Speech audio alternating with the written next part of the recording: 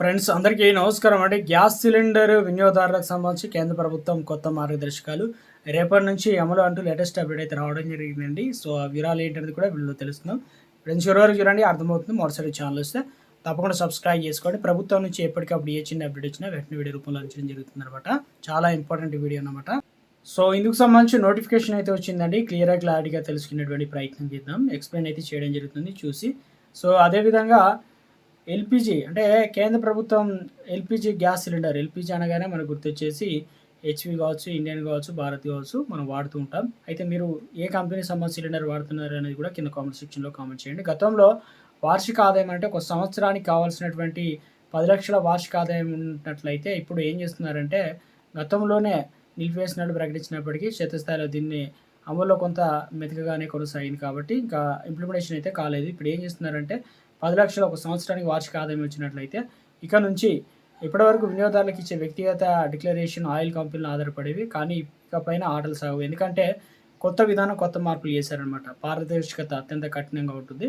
So ఉద్దేశంగా అంటే ఆదాయ పన్ను శాఖ ఐటీ రికార్డును రంగంలోకి దించుతుంది.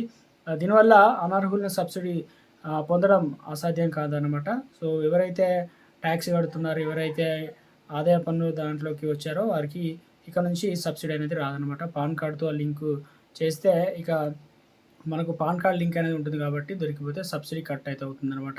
దీనికి సంబంధించిన గ్యాస్ సిలిండర్ ఇప్పుడు తెలంగాణ రాష్ట్రంలో రూ. 500 సిలిండర్ అవుతుంది. మిగతాయి సబ్సిడీ అయితే అందజేస్తున్నారు కదా! ఇటు కేంద్రం నుంచి ఇక వచ్చేటువంటి సబ్సిడీ కూడా ఉంటుంది కాబట్టి గ్యాస్ కనెక్షన్ కూడా పాన్ కార్డ్ అనేది తప్పనిసరి. ఒకవేళ మనం పాన్ కార్డ్ ఇవ్వకపోయినా ఇబ్బంది అవుతుంది. సో పాన్ కార్డ్ ఐటీ రిటర్న్‌తో ఏదైనా బ్యాంకు ట్రాన్సాక్షన్లు అయినా అన్నీ కూడా ఇప్పుడు మనకి ఏం చేస్తున్నారంటే పాన్ కార్డ్ అనేది చాలా ఇంపార్టెంట్ అవుతుంది. కాబట్టి అందుకని చెప్పేసి గత ఆర్థిక సంవత్సరంలో ఒక కుటుంబం యొక్క ఆదాయం రూ. 10,00,000 మార్కును దాటినట్లయితే సో కుటుంబం నలుగురు ఉండొచ్చు, ఐదుగురు ఉండొచ్చు, ఎంతమంది అయినా సో వార్షిక ఆదాయం అనేది సంవత్సరానికి 10,00,000 కనుక కనిపిస్తే తక్షణమే నోటీసులు కూడా అందుతున్నాయన్నమాట. సో ఇప్పటికే చాలా వరకు అంటే వినియోగదారులు ఆయిల్ మార్కెటింగ్ కంపెనీల నుంచి మొబైల్ సందేశాలు కూడా వారికి డైరెక్ట్‌గా మీరు బుక్ అయినట్లు ఓటీపీ ఎలా వస్తుందో అలాగే మొబైల్ నెంబర్ లింక్ అయిన వాటికి డైరెక్ట్ వస్తుందనమాట. ఈ సందేశం అందిన 7 రోజుల్లోనే సరైన వివరాలు గనుక ఇవ్వకపోతే, అభ్యంతరాలు వ్యక్తం చేయకపోతే ఆటోమేటిక్‌గా వారికి సబ్సిడీ అనేది క్లోజ్ అవుతుంది. సో అందుకని చెప్పేసి భార్యాభర్తల ఉమ్మడి ఆదాయం ప్రామాణికంగా ఈ నిబంధనలో కీలకమైన ట్విస్ట్ అనేది ఉంటుందనమాట. సబ్సిడీ అర్హతను కేవలం గ్యాస్ కనెక్షన్ ఉన్న వ్యక్తి ఆదాయం పైన మాత్రమే లెక్కించడం లేదు.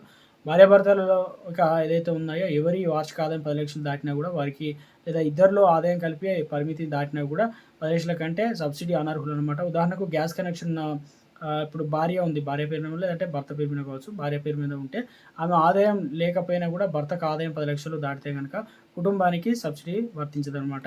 సో ఇక దానివల్ల ఏమవుతుందంటే అధిక ఆదాయ వనరులు, ప్రభుత్వ ప్రయోజనాలు దుర్వినియోగం కాకుండా అడ్డుకోవచ్చనమాట. సో అదేవిధంగా భర్తకి ఏ రకం భార్యకి వచ్చినా కూడా సేమ్ సబ్సిడీ అయితే పొందలేరని చెప్తున్నారు.